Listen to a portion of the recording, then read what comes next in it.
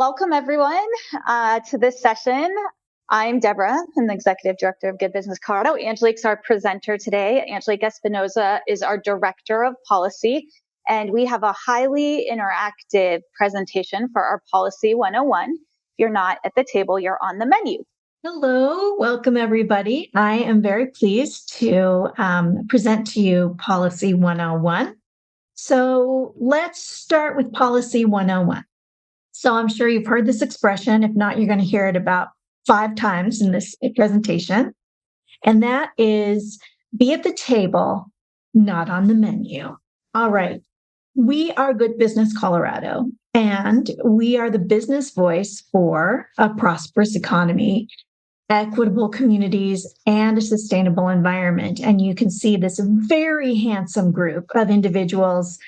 This was at our lobby day at the Capitol this year, and we really had a great time. And a lot of folks had the experience of being in the Capitol for the first time and realizing they could actually participate there. And it was very cool. So our mission for prosperous economy, equitable community, sustainable environment should kind of sound familiar. It maps pretty well onto the triple bottom line, which is profit, people, and planet. And that makes us, let me just go back for a second, that makes us a little different than a lot of the other business organizations that are lobbying at the Capitol, because they generally are sticking here in the profit realm, with maybe a little bit in the other areas. And so they really appreciate our voice down there at the Capitol. Okay. You, believe it or not, are a community leader. I'll bet actually you did know that already. As a business person, you are a leader in your community. And maybe let's take this moment to just tell me your name and your business and how you see yourself as a community leader. Interactive. Let's start with Giselle. Hi, my name is Giselle. Let's see how I'm a community leader. I don't know. I really, around the voting season, I try to interact with people a bit more about, what are some stuff that's going on in Colorado, and, really trying to let them know where I stand and, and what I think can make Colorado a better place. Awesome. And what organization are you with, Giselle? I'm with Creative Plan Her. We're a group of virtual administrative assistants. Oh, fantastic. I'm going to need your card. How about Bryce? Sorry, it took me a second to get off of mute and my video is not working currently. Oh, there it goes. There you go. I'm Bryce from Humagined LLC. We're a people-centered consulting company, and that's how we've been involved with the community as a minority-owned business. Really just figuring out how to get more involved through this good business partnership. So pleasure to meet y'all. All right. Thanks, Bryce. How about Letitia? We'll come back to Letitia. How's that? How about Teresa? Everyone, I'm Teresa, and I work at Rocky Mountain Microfinance Institute. So I'm here repping an organization full of entrepreneurs. Something that comes to mind when I think about community leadership is about 8 in 10 of the entrepreneurs in our network report being involved and active in community. And so I just think that's a really powerful way that our network is showing up. For me personally, I think I'm a community leader because I care about what happens in my neighborhood, in my community. Something that's come up a few times today has been the Paid Family and Medical Leave Act, which I advocated for because I think we can all benefit when we have policies like that. Absolutely. How about Suzanne? Hi, I'm Suzanne Bruce, and I work at Hunger Free Colorado. And professionally, I am a community leader in the sense that I am sharing information broadly and trying to get people to understand the facts about hunger and how they can make a difference. And on a personal level, I am concerned and want to help improve my community. And so I think staying up to date with what's going on and advocating and or weighing in on certain decisions that affect me or I care about is a way of providing some community leadership or acting in my best interest, maybe. That's great. Thanks, Suzanne. Letitia, are you able to speak with us? Well, I'm a community leader, and so I've been doing tons of research because I'm looking to open a provider that serves special needs seniors and pretty much anybody in the community. So I'm learning and gaining every resource and tool that I can to get that going. Wow, that's awesome. Thank you. Thank you. Yeah. Oh, right. And we had Tim join us. Tim, are you here for Policy 101 or for the Pitch Fest? 101. Excellent. We were just taking a minute to introduce ourselves and talk about how we are community leaders, particularly as business leaders and organizational leaders. Do you want to introduce yourself? Sure. Tim Regan-Porter. I'm the head of the Colorado Press Association. Oh, wow. Cool. Well, that's a leader. I will watch what I say. I'm not doing any press, so you're good. All right. Okay, then I'm going to go ahead and go to the next slide. All right. So here we are again. If you are not at the table, you are on the menu. And that basically means that if you want a voice in the things that impact you and that you care about, you've got to take the time and be involved in those conversations, because otherwise no one is going to be representing your interests. Unless, of course, you have told your elected representatives what it is that you care about and what you need from them. Why does your voice matter?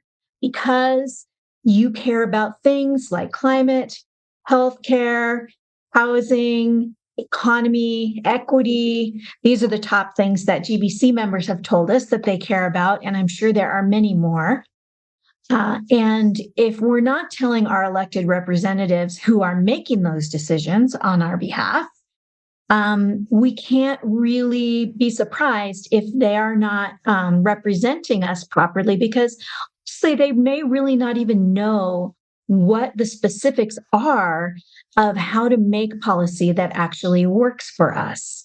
So as businesses in particular, we may support, for example, movement away from styrofoam to-go containers, but as restaurants, we also need them to understand that we might need some help in making that initial transition from potentially a less to a more expensive product, or some help getting a statewide reusable container thing online, for example.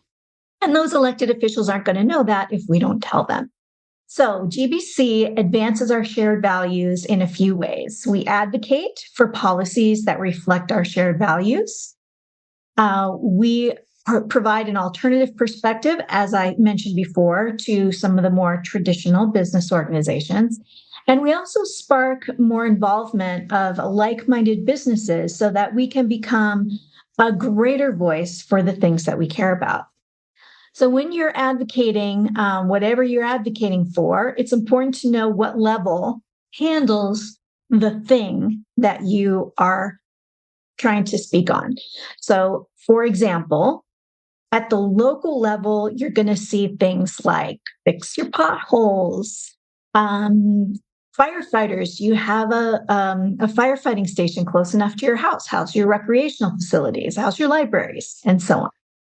At the state level, they're dealing with issues, big picture issues like education, housing, transportation, and so forth. But that's just for that state level. And what we see a lot is that the states tend to drive what eventually happens at the federal level.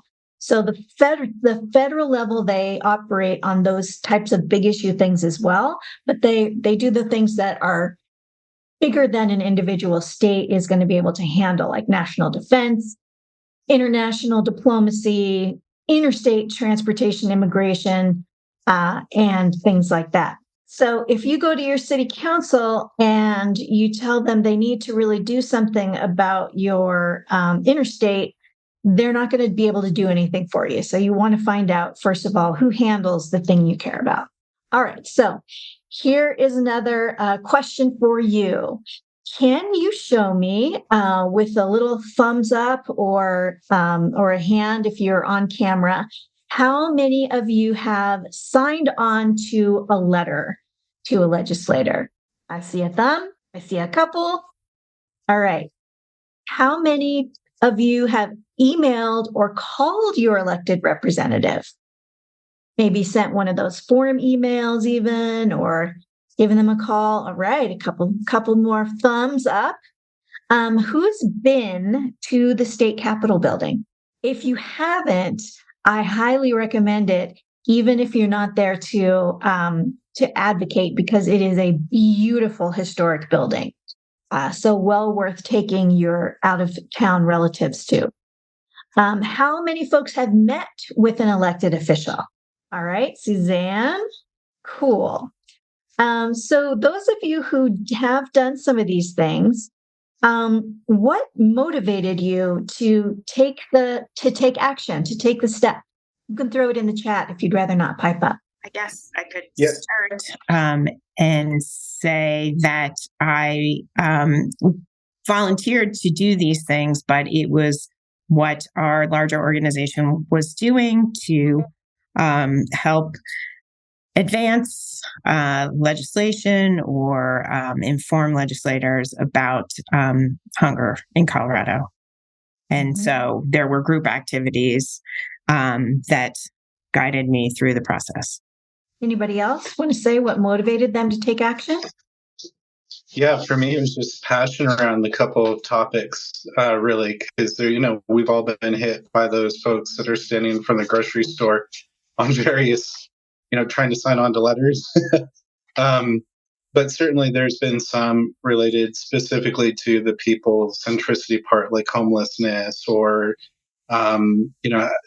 those types of things that really motivated me to get involved. How about someone who maybe hasn't taken an action? What were the barriers? If there was something you thought, oh, maybe I'd like to do something about this, what was there a reason that really was the main thing that kept you from being able to do that? Yeah, I will add to this one. It can feel very intimidating to put yourself out there in a political sense, especially if it's the first time you've done it and you're like, sometimes you're not sure where to start or if your voice will even matter. Oh, yeah, absolutely. Anybody else find time to be a problem? Like just didn't have time? All right, everyone has the time. Yes, we're going to have such a strong advocacy group after this. All right, we're going to move on to the next slide. Okay, just a little bit of background about our Colorado State Legislature. There are 100 members altogether. 65 are state representatives and 35 are state senators. And this mirrors a little bit the way in which our federal government is organized. So your representatives are sort of, looked at as more of the rebel rousers. They're the sort of junior, if you will. Their districts are smaller. It's a little bit easier to win a seat as a representative. And then the senators are kind of like the step up. Often a representative will run for the Senate after their time is up or when they're just ready to. So senators tend to be a little bit more working together. They've done this for a while usually, and they have some experience in how to make things work, and they're usually viewed as being a little more, statesperson-like. So those 100 folks meet from January through May. They have 120 days and no more to debate the hundreds of bills that they bring to each other during that legislative session. And then the rest of the year, from the summer and the fall, that's the time when they're doing their planning for the next session. They're meeting with constituents. They're finding out what's going on in their communities so that they can begin to formulate ideas for bills that will help their communities in addressing whatever those concerns actually are. So, so Letitia, I know you were talking about, soaking up information and having some specific things that you want to work on in terms of assisting older folks with disabilities. And this is a great time to talk to your legislator about it, because they're not in session and they're thinking about what bills they want to bring for the next season. So this is a great time. Make that phone call, send that email. State legislators are very accessible, generally speaking. If you worry that your voice isn't going to be heard, working at the state level versus the federal is a really good way to feel like, oh yeah, I actually can make a difference, because they don't have so many constituents that they are overrun, and they generally will actually return your call. You might get the first email from an aide, but they'll set up a meeting with you, with the actual legislator, over Zoom or in their office. So this is the time. All right. And now a little bit about how a bill becomes a law, with some specific attention to the places where you can make a difference in how that law moves forward. So again, as I talked about, the first thing that happens is pre-planning and stakeholder work. So you bring an idea, or a legislator has an idea, they begin to flesh it out. They start talking to different people about the idea. They start, if they're good, developing stakeholders, both people who agree and people who might oppose their legislation, so that they can try to work on something that from the get-go is going to acknowledge the concerns that they might face from an opposition, and maybe even be able to develop something bipartisan that can go through. So the sponsor, the legislator that's going to bring the legislation, does something called pulling a title, which just means that even if they don't know exactly what the bill is going to say, they kind of know what it's going to be about. So maybe it's a support for facilities that assist older folks with disabilities in daytime activities. Well, they don't know exactly what it's going to be in the bill, but they know what it's going to be about. So they have a title, and maybe that title is going to be assistance for older adults with disabilities. And that's the title of their bill. And as long as they stay within that same subject, they have basically a placeholder for their bill when they actually get it drafted. A bill can be introduced either in the House or in the Senate. Doesn't matter which side it originates on, but it does have to go through both sides before it can become a law.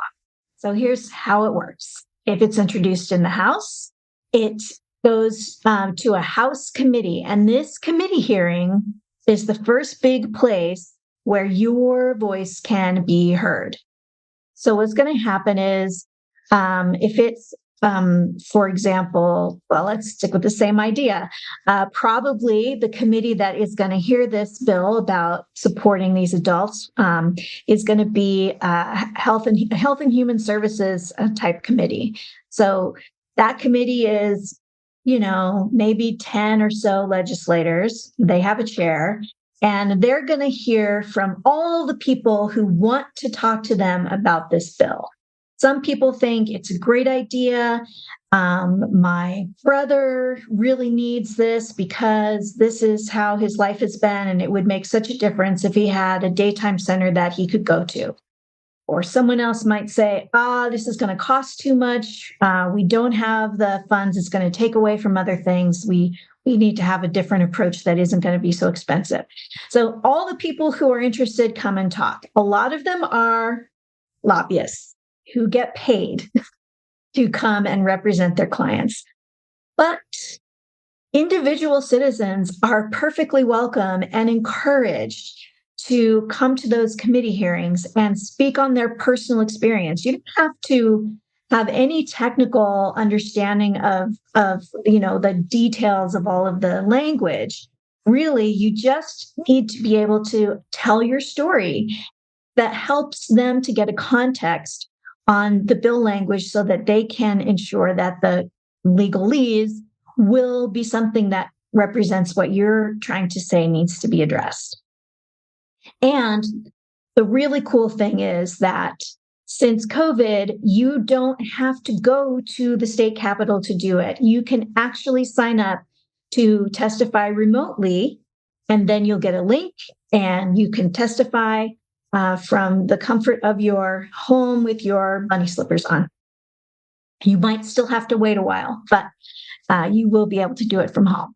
So once that committee hearing is finished, if the committee passes the bill, so at that point the bill can get killed. If the committee says, no, we're not going to pass it out of committee. But if it does, it goes on to the floor, which is back to the full House chamber, and they vote on it. They have to clear it for a second reading and then a third reading, at which point, you can send a letter, you can call and talk to your legislator about it still. So there's still an opportunity to have some input. Then once it's passed through the floor of the House, if that's where it was introduced, it goes over to the Senate and goes through exactly the same thing. So there'll be another committee hearing, another opportunity to speak in the public hearing, and then some more floor work. And then, of course, if it's introduced in the Senate, it goes the same way through the Senate and then over to the House and through the floor. If there are no changes between when one chamber passes it and the other does, then it goes to the governor. And the governor, if the governor signs it, it becomes a law. If there are significant changes to the bill between one house and another, then it has to go back to the first one to get repassed. And if they say, no, that other stupid house put too many stupid things in it and we don't like it anymore, then they'll, if they think that they can come to an agreement, they'll have a conference committee with some folks from each of the chambers to talk about it and see if they can hammer out a bill that both chambers will pass.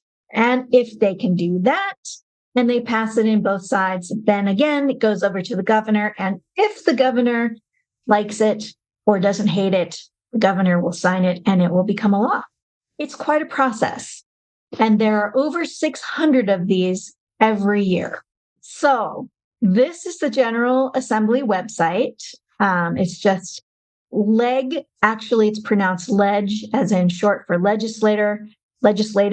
So ledge.colorado.gov. And you can find a wealth of information on this website.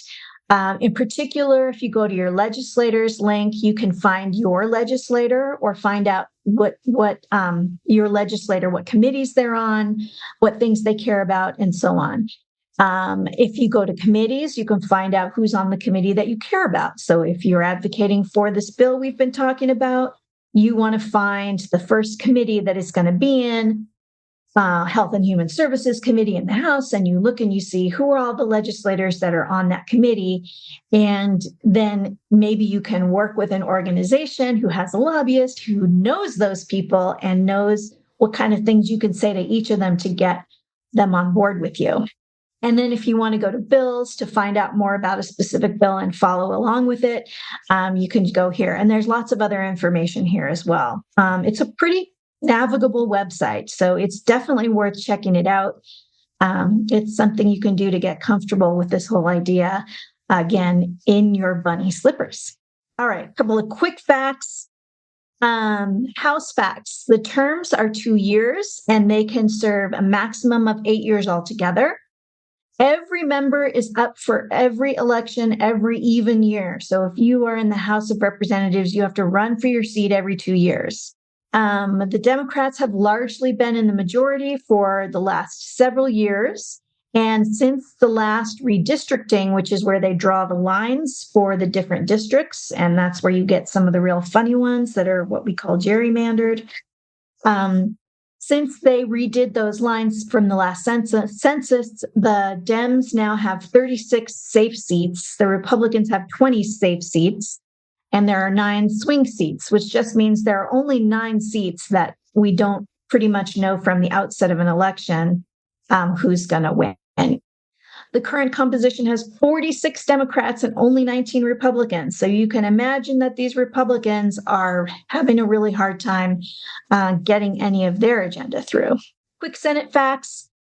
Same number of years they can serve is 8 years, and that's 2 4-year terms. Half of them come up for election every even year. So they actually get to serve for 4 years before they have to run again. Since redistricting, there are 8 swing seats, 18 safe for the Dems, 9 safe for the GOP. The Senate has largely controlled the state Senate in the last decade, but more recently it has really shifted. And the current composition, again, is 23 Democrats and only 12 Republicans. So you can see that in the current configuration, Democrats really have a big majority. This is the structure of the leadership. On the House side, there's a speaker and a speaker pro tem, which is like kind of the vice speaker. There's a majority leader for the majority party and an assistant. There's a caucus chair and a whip, which is the person who gets out there and makes sure they have enough votes for whatever it is they're trying to do. And then the minority party has the same. They have a leader, an assistant, a caucus chair, and a whip. On the Senate side, it's the very same, except it's a president instead of the speaker. What does all this mean for you and your organization? I bet you're pretty busy. GBC really is about being member-led. So we are member-led in our decision-making, and we're member-led in our advocacy.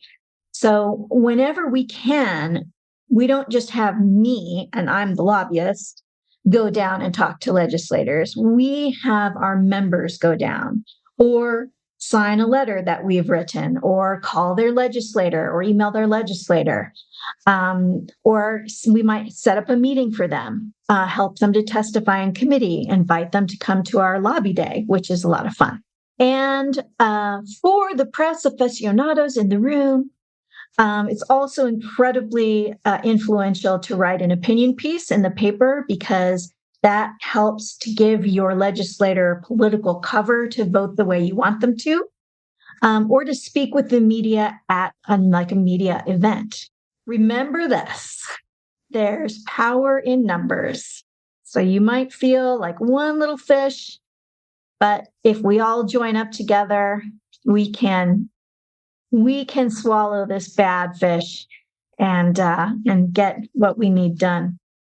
And the other thing to remember is that stories are the most important things for legislators to hear, to contextualize what they're doing, and also to share with their colleagues to convince them to vote your way.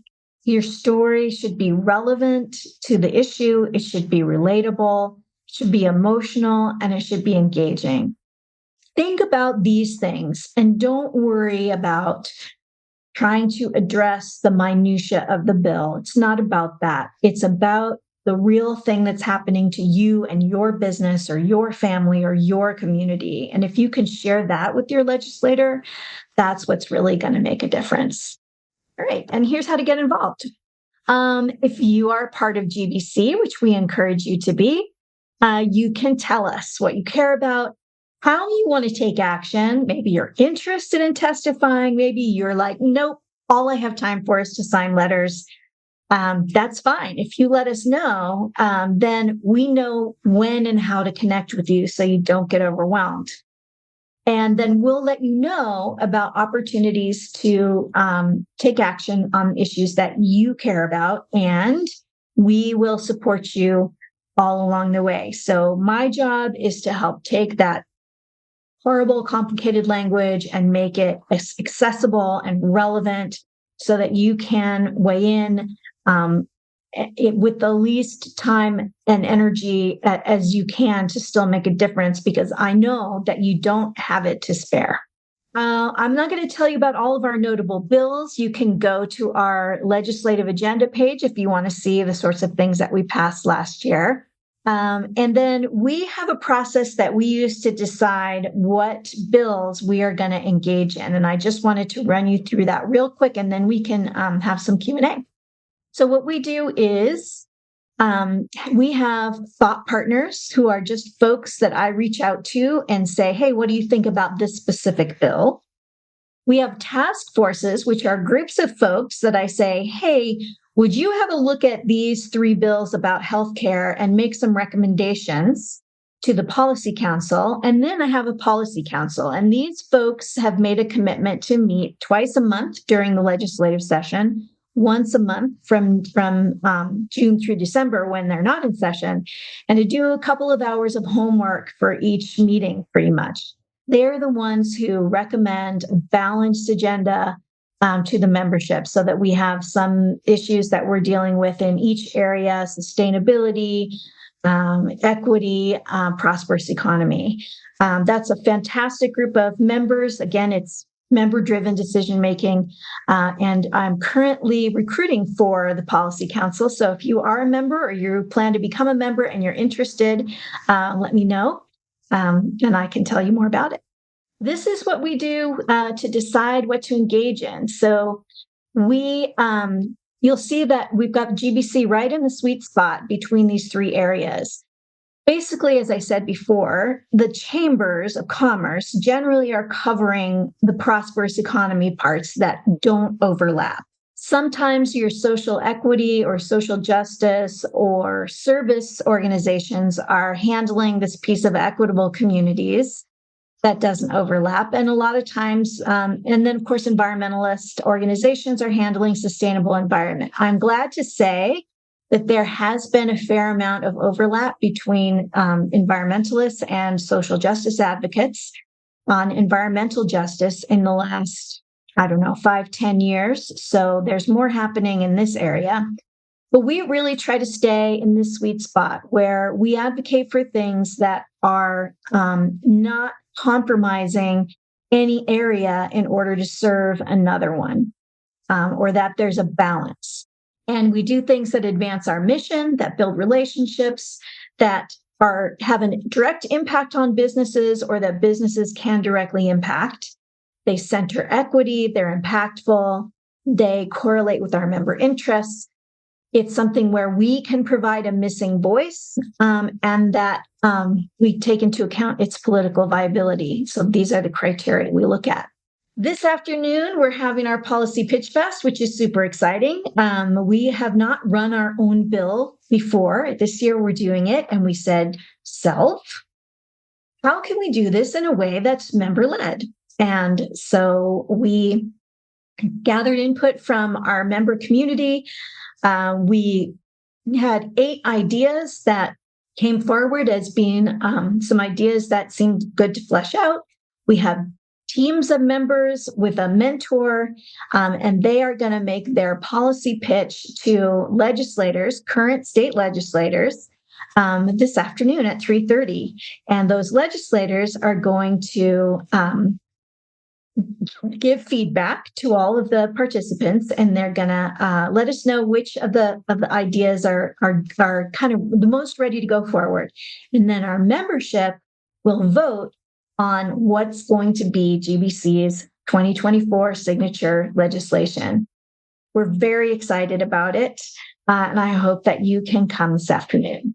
These are the ideas we're going to hear today: local foods for local restaurants, reference-based pricing for healthcare costs, small business taxation equity, and support for alternatives to styrofoam to-go containers. And then tomorrow, we've got these other 3 ideas. Oops. And these are our celebrity judges that we're going to have today and tomorrow. I was really thrilled that we got such a good response from legislators who were interested in this event. Is this a man? Sorry. And so we're really excited to see what happens this afternoon. So this is about Policy Council in case you're interested in getting involved. And that is the end of the presentation. I am now happy to answer any questions or discuss. In the last few minutes, we have about 8 minutes to talk about anything that is of interest to you. All right, Suzanne's got to jump. What do you think you would like to see happen in the legislature this year? What kinds of things have passed in the legislature that are causing problems for you and your organization? Does anybody have thoughts?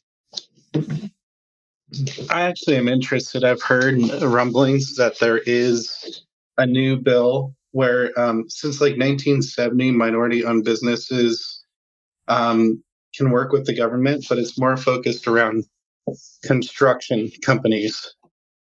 And I heard there's recent legislation that is just seeking to remedy that, but I can't find any information anywhere.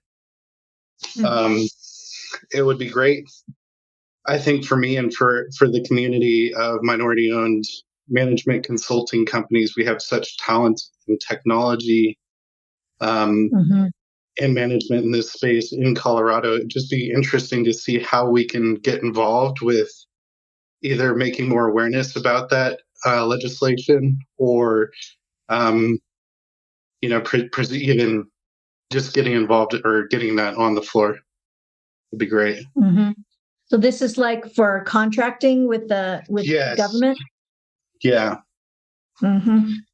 It's very interesting because there's so many contractors that I run into that have the capability and skills, and frankly better pricing than the government's getting from some of the big firms.